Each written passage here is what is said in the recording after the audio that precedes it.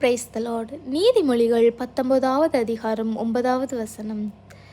பொய் சான்று சொல்பவர் தண்டனைக்கு தப்ப மாட்டார், பொய்யுரை கூறுபவர் அழிந்து போவர். இந்த நேரத்திலும் பொய் சொல்லுபவர்கள் பயங்கரமாக சந்தோஷமாகவும் அவங்களுடைய வாழ்க்கையில் பயங்கரமாக பணம் வசதி எல்லாம் இருக்கும்போது நம்ம பார்த்துட்டு இவங்க இவ்வளவு கெட்டது பண்ணி எவ்வளவு கெட்டதாக பேசி இவங்க நல்லா இருக்கிறாங்க, ஆனால் நம்ம இவ்வளவு நல்லதாக யோசித்து நம்ம யாருக்கும் கெடுதல் பண்ணலை, ஆனாலும் நம்மளுக்கு ஏன் தேவன் இதெல்லாம் அனுமதிக்கிறார் அப்படின்னு நம்ம எல்லாரும் நினைப்போம். இல்லாட்டி தேவன்கிட்ட கூட நம்ம கேட்போம், இசப்பா எதுக்கு இசப்பா இதெல்லாம் எனக்கு அலோவ் பண்ணுறீங்க அப்படின்னு நம்ம கேட்போம்.